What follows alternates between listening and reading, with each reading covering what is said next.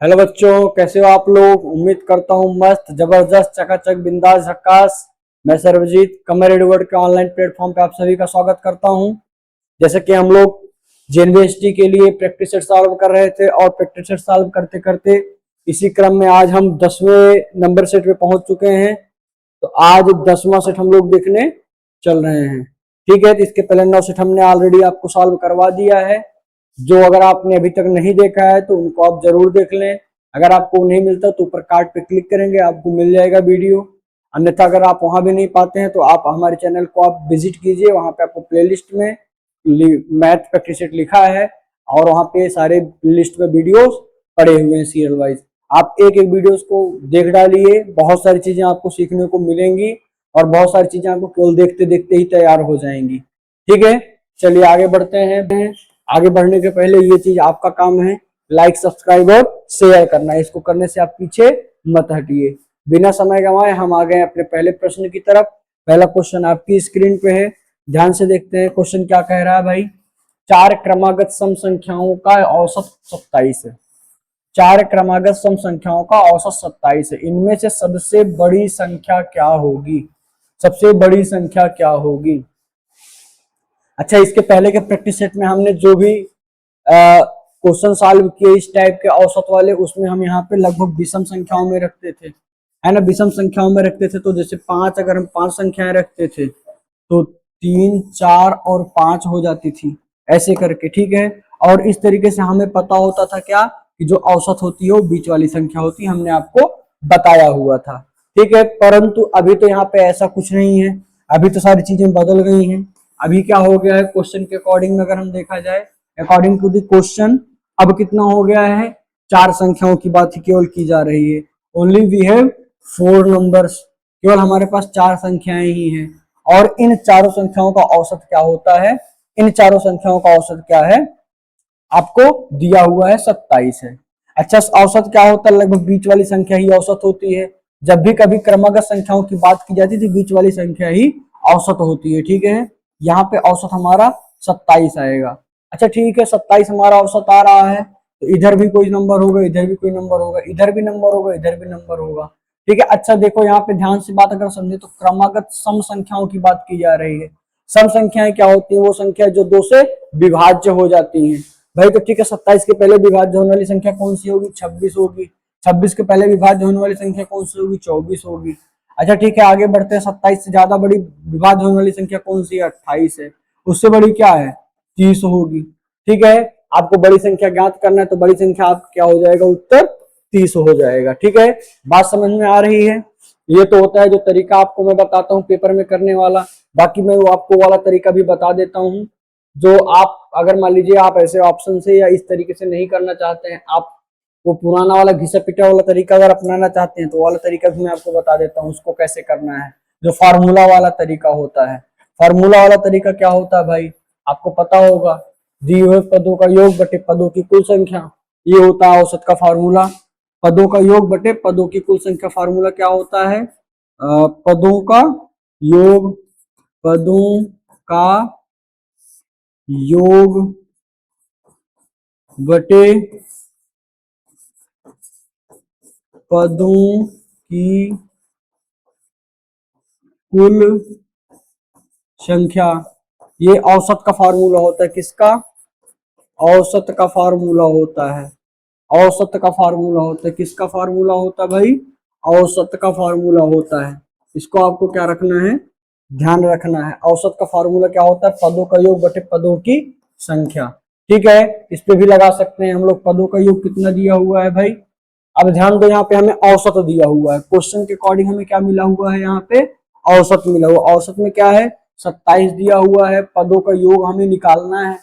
ठीक है, और पदों की संख्या हमको दी हुई है कितनी? 4। ठीक है, तो पदों का योग हमें निकालना, ऊपर रखेंगे क्वेश्चन मार्क और नीचे पदों की कुल संख्या कितनी है? 4 है। तो इसको इधर भेजेंगे तो क्वेश्चन मार्क का क्या हो जाएगा? हमें आंसर मिल जाएगा, है ना।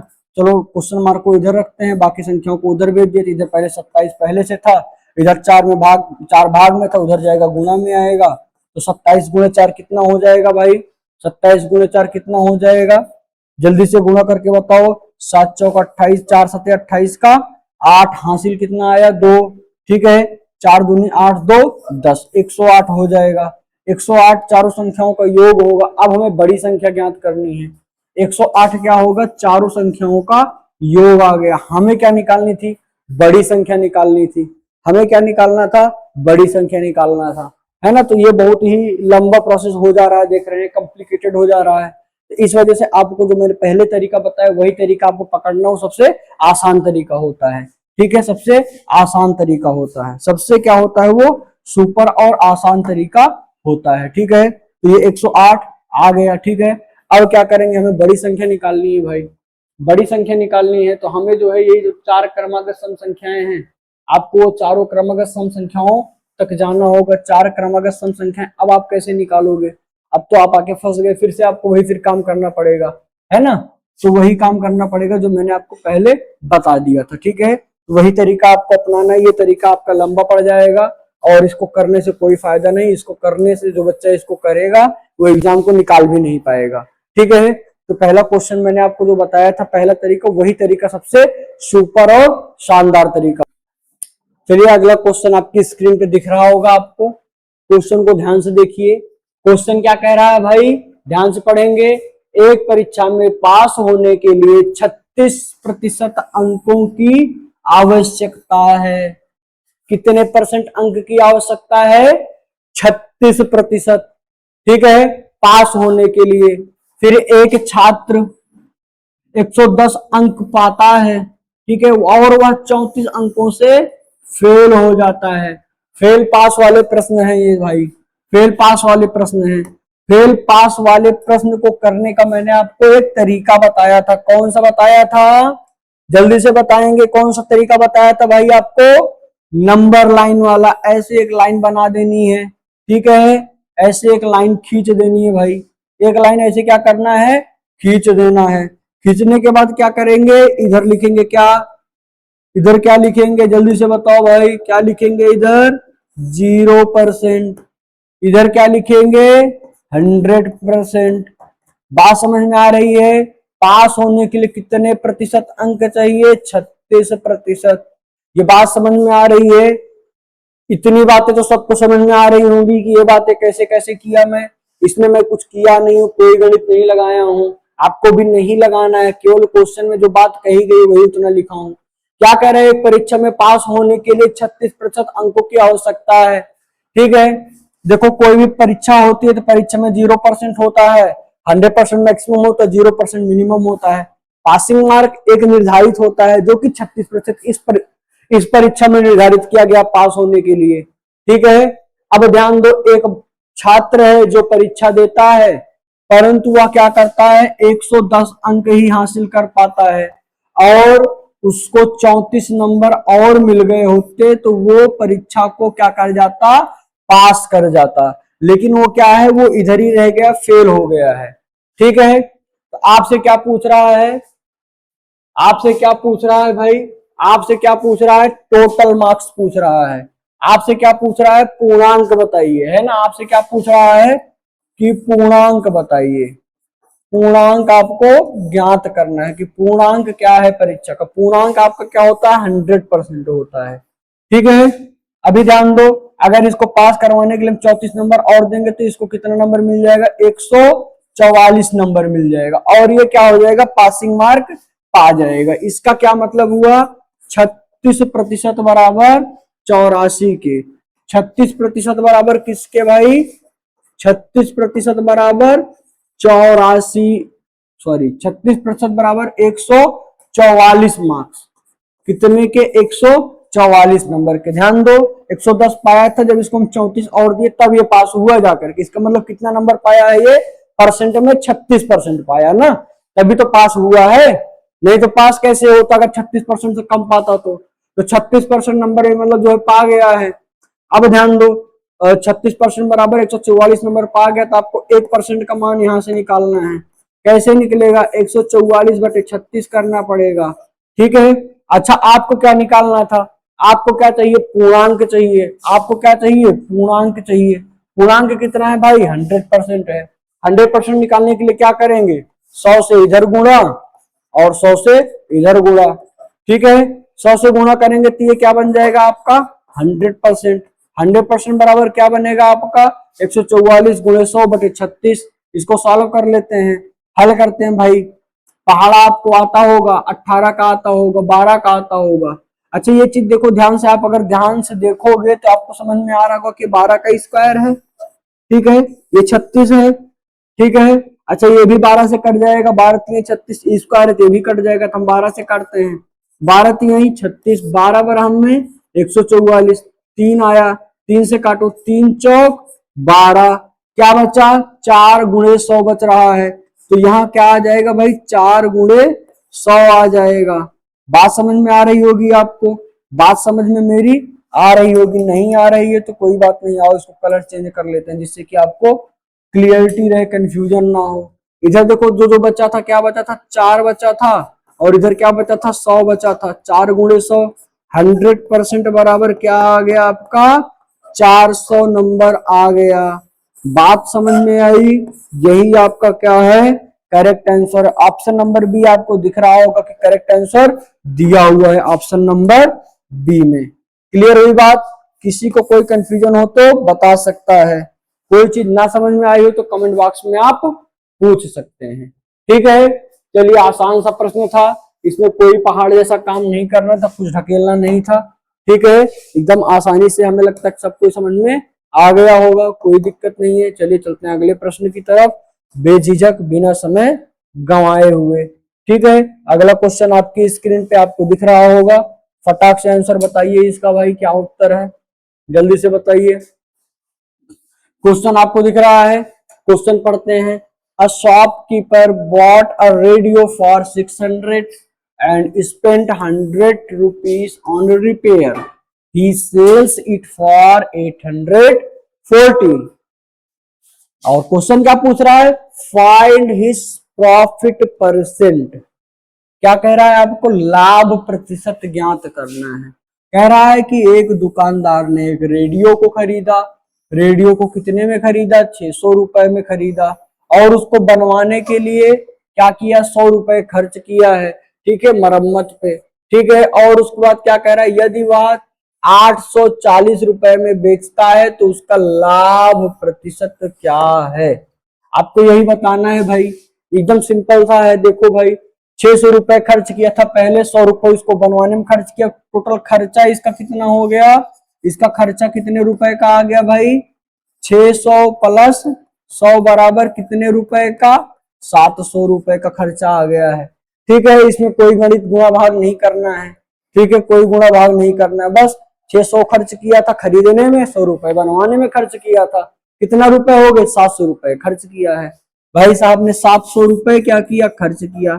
अच्छा बेच बेच कितने में रहा है 840 में बेच रहा है, कितने में 840 रुपए में बेच रहा है, तो इसका लाभ कितना होगा, कितने रुपए ज्यादा कमा रहा है भाई 700 में, अगर 700 खर्च किया है 840 पा रहा है, कितना रुपए ज्यादा पा रहा है, कितना रुपए ज्यादा पा रहा है 140 रुपए ज्यादा पर, यही तो इसका लाभ होगा। रुपए में कितना लाभ हुआ इसको 140 रुपए का, 140 रुपए का लाभ हुआ या नहीं, बिल्कुल हुआ है। 140 रुपए का लाभ हुआ है या नहीं हुआ है, बिल्कुल हुआ है, ठीक है। तो 140 रुपए का लाभ हुआ है, कितने रुपए का 140 रुपए का लाभ हुआ है, कितने पे हुआ भाई 700 रुपए पे हुआ है। मैंने आपको बताया था प्रतिशत में बदलने के लिए क्या करते हैं 100 से गुणा करते हैं, 2 जीरो से 2 जीरो कट जाएगा, 7 से काटोगे 14, 1 जीरो बचेगा ये वाला ऊपर आ जाएगा, ठीक है। तो कुल मिला के कितना प्रतिशत बना 20%। यही आपका क्या है उत्तर है, यही आपका क्या है भाई उत्तर है, कहीं भटकने की जरूरत नहीं है। चलो अगला प्रश्न आपकी स्क्रीन पे मस्त क्वेश्चन है, लगाओ भाई, साधारण ब्याज का क्वेश्चन है। आपको पिछले मैंने 9 प्रैक्टिस सेट में हर सेट में आपको पीछे कराया हूं, लगभग लगभग सभी सेट में करवाया हूं ये क्वेश्चन। ऐसा ही क्वेश्चन आपको मिला हुआ है, केवल अंक चेंज है, बाकी क्वेश्चन का पैटर्न एकदम सेम वैसा ही है, ठीक है। हल करो इसको भाई, उत्तर निकालो क्या आएगा, पहले क्वेश्चन को पढ़ लेते हैं, आ जाओ। In how many years will 1200 became 1800 at a 5% annual simple interest rate।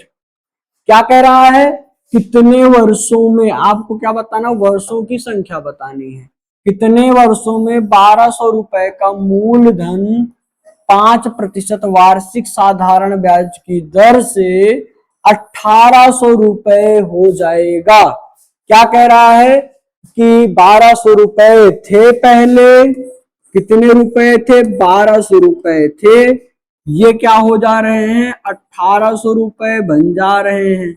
ठीक है, कितने रुपए बन जा रहे हैं, 1800 रुपए। अब ये 1200 से 1800 रुपए कितने साल में होंगे, आपको यही बताना है। क्या बताना है आपको, साल बताना है, कितने वर्ष में होंगे। अच्छा, इसमें दर दे रखी है, मैंने आपको दर के बारे में बताया था कि दर क्या होती है, एक वर्ष में 100 रुपए पे मिलने वाले अतिरिक्त धन को दर कहते हैं। यहाँ पे कितना दर दिया हुआ है, 5% दिया हुआ है। 5% मतलब एक साल में 100 रुपए पे कितना रुपए मिल रहा था अतिरिक्त, 5 रुपए। ठीक है, अच्छा अगर मैं 1200 रुपए की बात करूं तो कितना होगा, 1200 रुपए की बात करूं तो कितना ज्यादा मिलेगा, तो 12 से गुणा हो जाएगा भाई, 12 गुणे 100 बराबर 1200 रुपए हो जाएगा कि नहीं हो जाएगा, बिल्कुल हो जाएगा। तो 12 पंचे 60 रुपए इधर भी होगा या नहीं होगा, 12 पंचे 60 इधर भी होगा या नहीं होगा, बिल्कुल हो जाएगा। ठीक है, क्यों, क्योंकि 5 रुपए क्या हो रहा था, मिल रहा था, 5 रुपए क्या हो रहा था, मिल रहा था एक साल में, है ना, 100 रुपए पे, एक साल में 100 रुपए पे 5 रुपए मिल रहा था। तो 1200 रुपए पे कितना रुपए मिलेगा एक साल में, 60 रुपए मिलेगा। ठीक है, अच्छा 60 रुपए अगर एक साल में मिल रहा है, ठीक है, तो ये पा कितना ज्यादा रहा था, अभी तक ये कितना ज्यादा पा रहा था भाई, 1200 रुपए से 1800 कितना ज्यादा हुआ है, 600 रुपए बढ़ा हुआ है। अब एकदम सिंपल सी बात है, अगर एक साल में 60 रुपए अतिरिक्त मिल रहा था तो इसको 600 बनने में कितने साल लगेंगे, 10 साल लगेंगे कि नहीं लगेंगे, 10 साल लगेंगे कि नहीं लगेंगे, आप लोग बताओ भाई, 10 साल लगेंगे। एक साल में 60 रुपए अगर मिल रहा है तो 10 साल में वो 600 हो जाएंगे कि नहीं हो जाएंगे, बिल्कुल हो जाएंगे। कैसे हो जाएंगे और देख लेते हैं, है ना।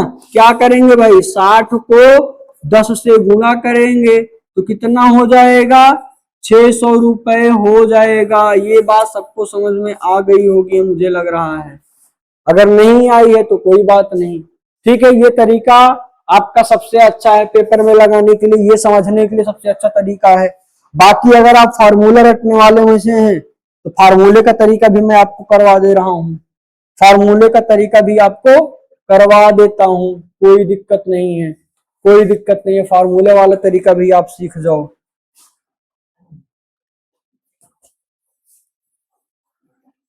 फार्मूले वाला तरीका मैं पीछे वीडियो में करवाया हूं, पीआरटी अपॉन 100 वाला फार्मूला आपको बता करके, पीआरटी अपॉन 100 वाला फार्मूला बता के करवाया हूं, वैसे ही आप इसको भी कर लोगे, कोई दिक्कत नहीं होनी चाहिए आपको। ठीक है, सारे क्लासेस में आपको बता रहा हूं, इसमें भी बता देता हूं। ठीक है, सिंपल इंटरेस्ट बराबर क्या होता भाई, सिंपल इंटरेस्ट बराबर क्या होता है, पीआरटी अपॉन 100 होता है, ये बात सबको ध्यान रखना है, पीआरटी अपॉन 100 होता है ब्याज। ठीक है, ब्याज बराबर क्या होता है, हिंदी में इसी को क्या बोलते हैं, ब्याज। ब्याज बराबर क्या होता है, मूलधन गुणे दर गुणे समय बटा 100। ठीक है, मूलधन को क्या बोलते हैं, प्रिंसिपल बोलते हैं, दर को रेट बोलते हैं और समय को टाइम बोलते हैं। ठीक है, ब्याज निकालने का ये तरीका एकदम सिंपल सा है। ठीक है, ब्याज निकालने का ये तरीका एकदम सिंपल सा है। ठीक है, ये एकदम फार्मूले वाला तरीका है। अब फार्मूला वाला तरीका, इसमें बहुत सारे फार्मूले अगर आप रट सकते हो तो रटो, कोई दिक्कत नहीं है, बाकी नहीं रट सकते हो तो कोई बात नहीं है, आप वैसे भी कॉमन सेंस लगा के कर सकते हो जैसे मैंने आपको बताया। ठीक है, चलो ये फार्मूला मैंने आपको दे दिया है, फार्मूला लगा के आप लोग समय आपको निकालना है, आप लोगों के लिए होमवर्क है, आप इसको निकाल के कमेंट करोगे। ठीक है, आ गया। जिसका नहीं आएगा वो भी कमेंट करेगा कि सर मेरा नहीं आया, मुझे फिर से बता दीजिए। ठीक है, तो उसको मैं फिर से बताऊंगा। ठीक है, चलो आगे बढ़ते हैं। अगला क्वेश्चन आपकी स्क्रीन पे है भाई, ये क्वेश्चन देखो। ये क्वेश्चन अच्छा वाला सा दिख रहा है। ये वाला क्वेश्चन भी मैं आपको कई बार करवाया हूं, वैसा ही क्वेश्चन सेम ये भी है। क्या कह रहा है, ए रेशियो बी बराबर 1:2 है, बी रेशियो सी बराबर 4:5 है। तो आपको क्या बताना है, ए अनुपाते बी अनुपाते सी का मान क्या होगा। इंग्लिश में कहते हैं combined ratio A is to B is to C की वैल्यू क्या होगी, है ना। आपको उसकी वैल्यू फाइंड आउट करनी है। ठीक है, फाइंड आउट कैसे करेंगे, आपका तरीका आपको पता है। फिलहाल ऑप्शन देख करके भी कोई उत्तर लगा सकता है क्या, अगर लगा सकते तो ऑप्शन फटाक से कमेंट करो आप लोग। ठीक है, फिलहाल मैं तो लगा दिया, मेरा तो ऑप्शन नंबर ए आ गया। कैसे आ गया भाई, क्योंकि मैं देख रहा हूं बी रेशियो सी बराबर क्या है आपका 4:5 है। अच्छा 4:5 में कोई और ऑप्शन है क्या, कोई और ऑप्शन है क्या, 3 चौक 12 3 पचे 15, ये ऑप्शन भी आपका 3:4 में आ रहा है। ठीक है, लेकिन ए वाला रेशियो भी आपका क्या होना चाहिए था, 1 के रेशियो में होना चाहिए था। अगर ये कट रहा था 3 से तो 3 से ये कटेगा नहीं, तो ऑप्शन कैंसिल हो जाएगा। ठीक है, ठीक है भाई, चलो ये तो देखो 5 15 5 चौक 20 3:4 में आ रहा है, ये रेशियो भी से कैंसिल हो जाएगा। आपका बचा कौन सा, केवल ये वाला भी देखो 3 त्रिका 9 3 पचे 15 3:5 में आ रहा है, ये भी नहीं होगा। इस वजह से यही वाला ऑप्शन बच रहा है, यही आपका उत्तर हो जाता। ठीक है, लेकिन ये तो तरीका हो गया आसान वाला, पेपर में देखते ही उत्तर को टिक करने वाला। ठीक है, ऐसा हम क्यों करते हैं, ये इसको भी समझना जरूरी है, इसको भी समझ लेते हैं। आपको फिर से बता दे रहे हैं वही तरीका ABC वाला। ठीक है, ABC वाला, यहाँ पे ध्यान आपको देना है, जो चीजें अलग अलग दी हैं उसको पहले बराबर करते हैं। ठीक है, ए अनुपाते बी बराबर क्या है, 1:2 है। ठीक है, और इधर बी अनुपाते सी क्या है, 4 अनुपाते क्या है 5 दिया हुआ है। क्या दिया हुआ भाई, 4:5 दिया हुआ है। पड़ोसी की मदद पड़ोसी कराओ, पड़ोसी की मदद पड़ोसी से कराओ भाई। ठीक है, पड़ोसी की मदद किससे कराओ, पड़ोसी से कराओ। आ जाओ करते हैं, 4 5 दूनी 10 आएगा, 4 दूनी 8 आएगा, 4 एक के 4 आएगा। बात समझ में आ रही है। अभी देखो 4 8 10 2 से कटेगा, 2 से काट दो, 2 दूनी 4 2 चौके 8 2 पंचे 10, ये सब 2 से कट जा रहे, अभी भी किसी कॉमन संख्या से कटेगा नहीं कटेगा, यही आपका क्या हो जाएगा, उत्तर हो जाएगा ऑप्शन नंबर ए। आपको समझ में आ गया होगा उम्मीद करते हैं। चलिए अगला क्वेश्चन आपकी स्क्रीन पे क्वेश्चन नंबर 16 वर्क और टाइम से है। ठीक है, कार्य और समय का क्वेश्चन है। आपको समझ में आ रहा है भैया कि नहीं आ रहा है, बताओ। नहीं आ रहा है तो कमेंट करो। ठीक है, बहुत अच्छी तरीके से आपको समझा रहा हूं, प्रैक्टिस करवा रहा हूं। बाकी अगर आप थ्योरी की क्लास करना चाहते हो, थ्योरी की क्लास अगर लेना चाहते हो, आप हमारे साथ बैच में आप जुड़ सकते हैं, जो जिसमें मैं आपको सारी थ्योरी पढ़ा रहा हूँ, एक एक कॉन्सेप्ट एकदम शुरू से लेके बता रहा हूँ, और सारी चीजें आपके दिमाग में सेट करते चल रहा हूँ। ठीक है, बहुत सारी चीजें हैं। आ जाओ अभी यहाँ पे इसको देख लेते हैं। क्वेश्चन क्या कह रहा है, 12 आदमी किसी कुएं को 20 दिनों में खोद सकते हैं। ठीक है, उसी कुएं को 15 दिनों में खोदने के लिए कितने आदमी चाहिए। ठीक है, आपको बताना है 12 men can dig a well in 20 days.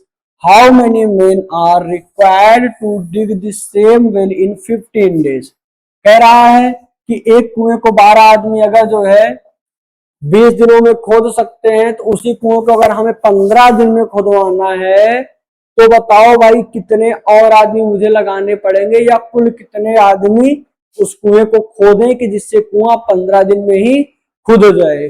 ठीक है, जैसे मान लो एक भाई साहब ने कुआं खुदवाया, तो उनके पड़ोसी को चुल मची, है ना।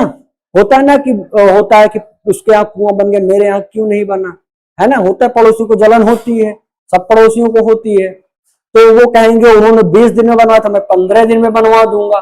भाई 15 दिन में बनवाना है तो उनको आदमियों की संख्या बढ़ानी पड़ेगी, नहीं बढ़ानी पड़ेगी, बिल्कुल बढ़ानी पड़ेगी। कितने आदमी जो है, कितने आदमियों को बढ़ाना पड़ेगा, वही चीज हमें निकालना है भाई कि कितने और आदमी बढ़ाएं। ठीक है, तो निकालने के लिए हम क्या करेंगे, मानते हैं 12 आदमी हैं, एक आदमी एक दिन में एक काम कर रहा है, मान लेते हैं। जो क्वेश्चन में जो चीजें नहीं दी हम उसको कुछ भी मान सकते हैं, तो हम एक ही मानेंगे जिससे कि हमारा गुणगणित आसान हो जाए। ठीक है, मैं मानता हूं एक आदमी एक दिन में एक काम करता है। ठीक है, तो 12 आदमी एक दिन में 12 काम करेंगे। ठीक है, तो 20 दिनों में 12 आदमी कितने काम करेंगे, 240 काम करेंगे। करेंगे कि नहीं करेंगे, क्यों नहीं करेंगे, 12 दूनी 24 हो जाएगा, जीरो उतर जाएगा। तो कितने काम, कितना काम होगा 20 दिनों में, 240 काम। इसका मतलब कुल काम कितना है, कुल काम कितना है भाई, कुल काम कितना है, 240 काम है। अच्छा, इसी 240 काम को हमें 15 दिन में खत्म करना है। अब अगर हमें 15 दिन में खत्म करना है तो कितने आदमी लगाने पड़ेंगे, तो अब एक दिन में जितना काम होगा उतने ही आदमी हमको चाहिए होंगे करने के लिए। भाग करके देखते हैं, 15 एक के 15, 9 बचा, 15 छक्का 90, है ना। तो कितने आदमी चाहिए कुल भाई, 16 आदमी चाहिए। कितने आदमी चाहिए, 16 आदमी चाहिए। ठीक है, ये बात सबको समझ में आई, नहीं समझ में आई है, इसको टुकड़े टुकड़े में काट लेते हैं। आज जो कटवाते हैं, कैसे कटेगा आप इसको देखो। ये भी 3 से कटेगा, ये भी 3 से कटेगा, 3 पचे 15, 3 8 24। ठीक है, 80 बचा बटे 5 बचा। अब 5 का पहाड़ा तो पढ़ ही सकते हो, 5 के 5 को 80 से 80 को 5 से क्या करना है, भाग दे के देख लो भाई। 5 एक के 5, 3 बचा, 30 आया, 5 छंग 30 हो जाएगा, 30 से 30 खल्लास हो जाएगा। आपका उत्तर क्या आया, 16 आया। समझ में आ गया होगा आपको सबको। ठीक है, समझ में आ गया होगा, उम्मीद करता हूं। मस्त तरीका है, यही तरीका आप लगाओ। ठीक है, बाकी फार्मूला वाला तरीका जिसको जानना है फिर से बता दे रहा हूं, M1 D1 H1 बटे W1 बराबर M2 D2 H2 बटे W2। ठीक है, मैन की संख्या आप इधर रखेंगे। ठीक है, मैन की संख्या इधर रखेंगे, आज और रख लेते हैं। मैन की संख्या इधर रखेंगे। कितने थे पहले आदमी भाई, कितने थे, 12 आदमी थे। कितने दिन उन्होंने काम किया, 20 दिन काम किया। कितने घंटे काम किया, 1 घंटे काम किया मान लो। या कुछ नहीं दिया है तो आप उसको कुछ मत लिखो, नहीं दिया तो लिखने की जरूरत नहीं है जो चीज नहीं दिया। काम की संख्या कितनी है, मान लेते हैं 1 काम था। ठीक है, या नहीं दिया तो उसको भी लिखने की जरूरत नहीं, बिल्कुल मत लिखो। जो चीज आपको नहीं दी उसको आपको नहीं लिखना है, कोई दिक्कत नहीं है। ठीक है, मत लिखो जो चीज नहीं दिया। डब्ल्यू नहीं दिया, डब्ल्यू नहीं लिखेंगे। एच नहीं दिया, एच नहीं लिखेंगे। नहीं दिया, नहीं लिखेंगे। ठीक है, आगे क्या दिया है हमको, हमको क्या दिया, आगे क्या दिया है भाई, कह रहा है कि 15 दिन में हमको काम खत्म करना है और हमें M2 आदमियों की संख्या निकालनी है। दिनों की संख्या इसने दे रखा है कितना, 15 दे रखा है। हमें क्या चाहिए, इसकी वैल्यू चाहिए। ठीक है, इसकी वैल्यू चाहिए तो हम क्या करेंगे, इधर गुणे में इधर भेजेंगे तो ये भाग में आ जाएगा। भाग में आएगा तो 12 गुणे 20 बटे 15 बराबर M2 यही बनेगा, बिल्कुल बनेगा। आ जाओ काटते हैं, 3 पचे 15, 3 चौके 12, 5 एक के 5, 5 चौक 20। क्या बचा, 4 गुणे 4, क्या बचा भाई, 4 गुणे 4 बराबर किसके, M2 के। M2 के बराबर क्या बचा, 4 गुणे 4, और इसका मान हमको पता है क्या होता है भाई, 16 होता है। और यही हमारा क्या है, उत्तर है। बात समझ में आ गई होगी। चलो, जिसको नहीं समझ में आई है कोई बात नहीं। ठीक है, आप एक बार दोबारा से देख लेना बैक करके, आपको समझ में आ जाएगा। अगला क्वेश्चन आपके स्क्रीन पे भाई, इसको देख लो, ट्रेन वाला है, रेलगाड़ी वाला है। कई बार हमने रेलगाड़ी दौड़ा दी है, इस बार फिर से दौड़ा देते हैं। अरे ये तो एकदम आसान वाला क्वेश्चन है भाई, पढ़ के देखो क्या कह रहा है। A train travels at 54 kilometers per hour and crosses a pole in 20 seconds. What is the length of the train in meters? कह रहा है कि एक रेलगाड़ी है जिसकी स्पीड 54 किलोमीटर प्रति घंटा है। ठीक है, जिसकी चाल क्या है, 54 किलोमीटर प्रति घंटा है। एक रेलगाड़ी 54 किलोमीटर प्रति घंटा की चाल से चल रही है। वह एक खंभे को 20 सेकंड में पार करती है। आपको बताना क्या है, रेलगाड़ी की लंबाई बताना है। ठीक है, रेलगाड़ी की लंबाई बताना है। टाइम कितना है, 20 सेकंड है। आ जाओ भाई, रेलगाड़ी पहले दौड़ा देते हैं और एक पोल भी खड़ा कर देते हैं। पहले पोल ही खड़ा करते हैं, पहले क्या करते हैं, पोल को ही खड़ा करते हैं। ये एक पोल खड़ा हो गया भाई, ठीक है, एक पोल खड़ा हो गया है, ठीक है भाई। देख लेना, टेढ़ा मेढ़ा हो सकता हो गया हो, सही कर देना, ठीक है। आ जाओ, चलो ये एक रेलगाड़ी जा रही है इस पोल को क्रॉस करने के लिए, ये एक रेलगाड़ी भी चल रही है इसको क्रॉस करने, ठीक है। ये रेलगाड़ी का इंजन है। अब हमें इस रेलगाड़ी की लंबाई बतानी है, मतलब ये रेलगाड़ी यहां से लेकर के यहां तक कितनी लंबी है, यही आपको बताना है। अच्छा, रेलगाड़ी पोल को क्रॉस कब करेगी, जब यहां से लगेगी और ये पूरा यहां से चलना शुरू कर, और ये पूरा यहां तक जो है रेलगाड़ी इस पार आ जाएगी। मतलब आपको समझ में आया, नहीं आया होगा समझा देता हूँ। ऐसे देखो, ये रेलगाड़ी चल रही है, ऐसे छुपुक जा रही, ये देखो जब पार कब करेगी, जब ये अपनी पूरी लंबाई की दूरी तय कर लेगी। अब देखो पार हो गई इतना चलने के बाद, जब चल गई इतना, तो ये क्या हुआ, रेलगाड़ी अब जो है अपनी दूरी को क्रॉस की है। बात समझ में आ रही है, बात आपको समझ में आ रही है। देखो फिर से देख लो, ये अगर रेलगाड़ी है, ठीक है, अब यहाँ पे पार कब करी, यहां से देखो स्टार्ट कर दी है पार करना है इसको। अब इसको कितनी दूरी चलना पड़ेगा, ध्यान देना, यहां से चलेगी पूरा इतना दूरी, देखो अभी पार कर पाई, नहीं कर पाई, नहीं कर पाई, नहीं कर पाई, नहीं कर पाई, अब पार कर ली। मतलब इतना लंबा दूरी इसको तय करना पड़ा, कितना, यहां से लेके यहां तक की दूरी इसको तय करनी पड़ रही है उसको पार करने के लिए, ठीक है। तो इसका मतलब हमें ये लंबाई निकालनी पड़ेगी। ये लंबाई निकलेगी कैसे भाई, देखो आपको टाइम दे रखा है, टाइम दे रखा है क्या, 20 सेकेंड में पार कर रही है। अच्छा, ट्रेन की चाल दे रखा है 54 किलोमीटर प्रति घंटा। आपको पता है इसको मीटर प्रति सेकंड में बदलने के लिए 5/18 से क्या करते हैं, गुणा करते हैं। ओके, तो बच्चों क्या करना है हमें, 5/18 से जब गुणा करते हैं तो क्या होता है, मीटर प्रति सेकंड में बदल जाता है। 18 का पहाड़ा आता होगा, 18 एक के 18, 18 दूनी 36, 18 तिरिक 54, और 3 गुणे 5 करेंगे तो 3 गुणे 5 करेंगे तो कितना आ जाएगा भाई, 15 मीटर प्रति सेकंड आ जाएगी गाड़ी की चाल, ठीक है। अब ध्यान दो, एक सेकंड में कितना चल रही है गाड़ी, 15 मीटर चल रही है, ठीक है। अच्छा, कितने सेकंड में पार कर रही है गाड़ी, बताओ भाई, कितने सेकंड में पार कर रही है, 20 सेकंड में पार कर रही है। अगर एक सेकंड में 15 मीटर चलती है तो 20 सेकंड में चलने के लिए क्या करेंगे, वही खेला हम लोग जो हमेशा से करते आए हैं। कौन सा भाई, इसको एक सेकंड को 20 से गुणा करके 20 बना लेंगे, एक सेकंड को क्या करेंगे 20 से गुणा करके 20 बना लेंगे, तो ये क्या बन जाएगा आपका 20 सेकंड। 20 सेकंड, अच्छा इधर गुणा करेंगे तो इधर भी 20 से गुणा करना ही पड़ेगा, नहीं करेंगे तो भाई ये ऋषि आ जाएगा। क्यों, इनके साथ तो ऐसा किए, मेरे साथ भेदभाव क्यों भाई, भेदभाव हमें नहीं करना है, ठीक है। तो 20 गुणे से अब इसको भी गुणा करेंगे, तो अब गुणा करते तो 15 दूनी 30, ठीक है, एक जीरो इधर बचेगा तो ये पीछे चिपक जाएगा, मीटर बचा था, मीटर उतर जाएगा। तो 20 सेकंड में कितनी दूरी हमारी गाड़ी तय करेगी, अब बताओ जल्दी से। अब तो आपका उत्तर आना चाहिए भाई, अगर अभी भी नहीं आया है बच्चे तो आपको अभी और भी ध्यान देने की जरूरत है, और भी आप ध्यान से समझो चीजों को। आपसे यही तो पूछा था कि ट्रेन की लंबाई कितनी है, आपको मैंने बताया कि जितना दूरी ट्रेन तय करेगी वही उसकी लंबाई होगी खंबे को पार करने के लिए। इसका मतलब 20 सेकंड में कितनी दूरी ट्रेन तय कर रही थी, 20 सेकंड में ट्रेन कितनी दूरी तय कर रही थी, कुल 300 मीटर। यही आपका क्या है, ट्रेन की लंबाई है, और यही आपका उत्तर भी, यही आपका क्या है, उत्तर भी है। बात आपको क्लियर हो गई होगी। चलिए अगला क्वेश्चन आपकी स्क्रीन पे, जिसको नहीं समझ में आ रहा भाई बिल्कुल आप बेझिझक एक एक चीजें, एक एक प्रश्न आप हमसे पूछ सकते हैं विदाउट एनी कंफ्यूजन, ठीक है। चीजों को पढ़ते चलिए, जो नहीं समझ में आता है उसके लिए हम अवेलेबल हैं, हमारी टीम अवेलेबल है, ठीक है। आपको मोबाइल नंबर वगैरह सब पता है, आप डिस्क्रिप्शन में सारी चीजों की लिंक भी पा जाएंगे, ठीक है। आ जाओ, अगला क्वेश्चन आपकी स्क्रीन पे है, इस क्वेश्चन को भी निपटा ही लेते हैं।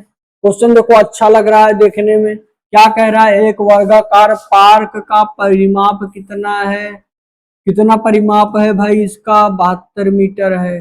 कितना परिमाप है, 72 मीटर। 72 मीटर परिमाप है। ठीक है। अच्छा कैसा पार्क है, पहले ये चीज ध्यान देना है। हमें ये भी ध्यान देना कैसा है, वर्गाकार। वर्गाकार है मतलब, वर्गाकार का मतलब वर्ग के आकार का। वर्गाकार मतलब क्या होता है, वर्ग के आकार का। वर्गाकार मतलब वर्ग के आकार का। देखो ये वर्ग बन गया, बिल्कुल बन गया। इसका परिमाप कितना है भाई, इसका परिमाप मतलब बाहरी माप। परिमाप मतलब बाहरी माप इसका कितना है, इसका बाहरी माप कितना है भाई, 72 है। अच्छा वर्ग अगर आपने पढ़ा होगा तो आपने वर्ग में एक चीज बहुत अच्छे से पढ़ी होगी, वर्ग की चारों भुजाएं क्या होती हैं, चारों भुजाएं क्या होती हैं, चारों भुजा क्या होती है भाई, चारों भुजा क्या होती है, चारों साइड क्या होती है, बराबर होती है। आपको पता होगा चारों भुजा क्या होता है, बराबर होता है। आपको पता होगा ये बात। ठीक है, नहीं पता है तो आज से ये बात जान जाओ कि चारों भुजा क्या होती है, वर्ग की बराबर होती है। एकदम ध्यान से देखो भाई, ये वर्ग आपके सामने आपको नजर आ रहा होगा, यही है वर्ग। देखो जितना जितनी लंबी ये वाली भुजा है उतनी लंबी ये वाली भुजा भी है, और उतनी ही लंबी ये भी और ये भी भुजा है। चारों भुजाएं क्या हैं, बराबर हैं। अच्छा चारों भुजाएं अगर बराबर हैं तो अगर हम इस वर्ग को अगर ऐसे खोल देते हैं, मान लो ठीक है, ये लाइन इधर ही रखते हैं, इस लाइन को गिरा के यहाँ लेके आते हैं, ठीक है, और इस लाइन को गिरा के कहाँ लेके आते हैं, यहाँ लेके आते हैं। बात समझ में आ रही है। और ऊपर वाली लाइन को भी इधर ही लेके चले आते हैं यहाँ तक। ठीक है, तो अब इसकी कुल लंबाई कितनी दे रखा है, परिमाप कितना दे रखा है, यहां से यहां तक 72 मीटर दे रखा है। आपसे क्या पूछ रहा है, क्षेत्रफल पूछा है। आपसे क्या पूछा है, एरिया पूछा है, क्षेत्रफल पूछा है। ठीक है। अच्छा अगर चार भुजा का मान 72 है तो एक भुजा का मान कितना होगा, एक भुजा का मान कितना होगा, एक भुजा का मान कितना होगा भाई, सबको पता है। अगर 72 चार भुजा का मान है, नहीं तो यही तरीका आप जानते ही हो बहुत अच्छे से हम लोगों का। चार का मान किसके, 72 मीटर के। तो एक का मान क्या होगा भाई, 72/4 हो जाएगा। बात क्लियर हुई, 72/4 हो जाएगा। काट लेंगे इसको, आओ काट ही लेते हैं। 4 के 4, ठीक है, 3 आएगा, 4 8 32, 18 आएगा। 18 आएगा कि नहीं आएगा, 18 आएगा। तो एक भुजा का मान कितना होगा, एक भुजा का मान कितना हुआ भाई, एक भुजा का मान कितना होगा, 18 मीटर होगा। अच्छा भुजा को इंग्लिश में क्या बोलते हैं, साइड बोलते हैं। भुजा को इंग्लिश में क्या बोलते हैं, साइड बोलते हैं। बात समझ में आ रही है, 18 मीटर होगा। ठीक है। अच्छा इसी को जब हम मैथ वाले तरीके से करते हैं तो क्या करते हैं भाई, ये स्क्वायर है, ठीक है, इसमें एक साइड जो है, साइड क्या है, ए है। ठीक है, यही लिखते हैं, साइड क्या लिखते हैं हम लोग, ए लिख देते हैं। ये साइड भी ए होगी, ए साइड भी ए होगी। ठीक है। अच्छा भुजा का वर्ग का क्षेत्रफल क्या होता है, स्क्वायर का एरिया क्या होता है भाई, ए स्क्वायर होता है। भुजा का वर्ग होता है, भुजा स्क्वायर होता है, या इसी को क्या बोलते हैं, भुजा गुणे भुजा भी इसी को बोलते हैं। भुजा गुणे भुजा भी इसी को बोलते हैं। तो एक भुजा का मान कितना आया, 18। तो सभी भुजाएं बराबर, दूसरी भुजा भी 18 ही होगी। 18 गुणे 18 अगर करेंगे तो कितना आ जाएगा, 8 28 64 का 4 जिसमें होगा वही हमारा उत्तर होगा भाई। 4 तो 3 ऑप्शन में दिख रहा है, एक में नहीं दिख रहा, वो तो कट गया। ठीक है। बाकी अगर आपको स्क्वायर 20 तक याद हो गया होगा तो आप तुरंत ऐसे टिक लगा दोगे। नहीं याद है तो भाई निकालना भी आपको मैंने बताया था। 18 का स्क्वायर हमें करना है तो पहले 8 का स्क्वायर करेंगे, 8 28 64 का 4 हासिल, हमारे पास क्या बचा, 6 बचा। अब इसको क्या करना, आपस में गुणा कर देना, 8 1 के 8 दूनी 16, 6 22 का क्या आएगा भाई, 2 आएगा। हासिल फिर से हमारे पास क्या बच गया, 2 बच गया। इसका काम खत्म कर दिए। ठीक है। एक एक के एक का स्क्वायर करेंगे तो एक एक के एक आएगा, और 2 जोड़ेंगे तो 3 आ जाएगा, 324 आ जाएगा। ठीक है। ये तो स्क्वायर निकालने का आसान तरीका मैं आपको दोबारा से बता दिया। ठीक है। बाकी जिनको नहीं समझ में आया है वो अपना वो पुराना वाला तरीका, वही जो हमेशा से करते आए हैं। कौन सा भाई, कौन सा तरीका करते आए हो आप लोग, बताओ भाई कौन सा तरीका आपको पसंद है करने में, कौन सा? 18 × 18, ये वाला तरीका ऊपर बता देता हूं आपको। 18 × 18 वाला तरीका। 18 का पहला डायरेक्ट आता होगा तो पढ़ लोगे, नहीं आता है कोई बात नहीं, 8 8 करके आप कर सकते हो। 8 टाइम 64 का 4 हासिल 6, 8 1 के 8 6 14, ठीक है। फिर उसके बाद 1 8 8, 1 1 के 1 18, 4 आ जाएगा, 8 4 12 का 2 और 2, इधर 3 आ जाएगा, 324 फिर भी आपका आ गया। तो चलते हैं नेक्स्ट क्वेश्चन की तरफ। अगला क्वेश्चन आपकी स्क्रीन पे भाई एकदम आसान सा पैटर्न वाला क्वेश्चन है। पैटर्न देखते हैं। 2 3 6 × 3 हुआ है, 6 3 18, ना ना ना ना, 3 वाला पैटर्न तो बिल्कुल नहीं लगेगा। पैटर्न यहाँ पे चेंज करो भाई। जब कभी भी आपको सीरीज वाला क्वेश्चन मिले ना, तो तुमको एक मैं बेहतरीन सजेशन देता हूँ कि हमेशा उल्टा देखा करो यहाँ से, ठीक है। यहाँ से देखो कितने का अंतर है भाई, 32 का अंतर है। यहाँ से इसका अंतर देखो, 14 28 2 30 का अंतर है, ठीक है। इधर देखो 6 12 2 14 का अंतर है, मतलब जो है कितने का, 8 का अंतर है। कितने का, 8 का अंतर। अच्छा यहाँ पे एक चीज समझ में आ रही है ना, ये जो संख्या है 30 है, इससे 2 ज्यादा प्लस 2 हुआ। इसका मतलब यहाँ पे मुझे तो समझ में आ गया, ये जो लॉजिक इन्होंने लगा रखा है वो लॉजिक ये लगा हुआ है भाई कि गुणे 2 करके प्लस 2 कर देना, ठीक है। 2 था, 2 × 2 प्लस 2 बराबर 2 दूनी 4 प्लस 2 बराबर कितना, यहाँ पे 4 आया और प्लस 2 करेंगे तो 6 आ रहा है। ऐसे यहाँ पे 6 × 2 प्लस 2 किया गया है, 6 दूनी 12 प्लस 2 क्या आया है आपका, 14 आया। यही तो किया गया है, बिल्कुल यही किया गया है भाई, ठीक है। तो ऐसे ही हमारा अगला पद यहाँ पे क्या होगा, अगला पद हमारा क्या होने वाला है यहाँ पे, फटाक से बताओ भाई। 62 है, 62 × 2 प्लस 2 करो, 62 दूनी कितना होगा, 60 दूनी 120, 124 प्लस 2 बराबर 126। दौड़ा के मार दो उत्तर, आपका नंबर ऑप्शन नंबर क्या है, सी इसका एकदम करेक्ट आंसर है भाई। आ गया उत्तर सबका, आ जाना चाहिए, जिसका नहीं आया भाई देखो ध्यान से कहां गड़बड़ी कर रहे हो। 126 आपका उत्तर आ गया होगा। चलो अगला क्वेश्चन, अगला क्वेश्चन ग्राफ का है, फटाक से इसको लगाते हैं। एकदम सिंपल क्वेश्चन है। क्वेश्चन क्या कह रहा है, how many more marks did the student obtain in mathematics than in science. ठीक है, कह रहा है कि छात्र ने गणित में विज्ञान से कितने अधिक अंक प्राप्त किए। छात्र ने गणित से विज्ञान में कितने अधिक अंक प्राप्त किए हैं भाई, गणित में विज्ञान से कितने अधिक अंक प्राप्त किए हैं। ठीक है, गणित में 85 पाया है, विज्ञान में 65 पाया है। कितना ज्यादा है, कितना ज्यादा है भाई, 65 10 75 10 85, कितना ज्यादा है, 20 नंबर ज्यादा है। दौड़ा के उत्तर मार दो, क्या ही करना है। बाकी आप ऐसे 85 माइनस 65 लिख करके घटा भी सकते थे। 5 में से 5 जाता 0, 6 में से 8 जाता 2। बात क्लियर हुई आपको, एकदम आसान सा क्वेश्चन था। बाकी आप लाइक कर दीजिएगा, अगर अच्छा लगा तो चैनल को सब्सक्राइब कर लीजिए, जिससे आपको बार बार भटकना ना पड़े।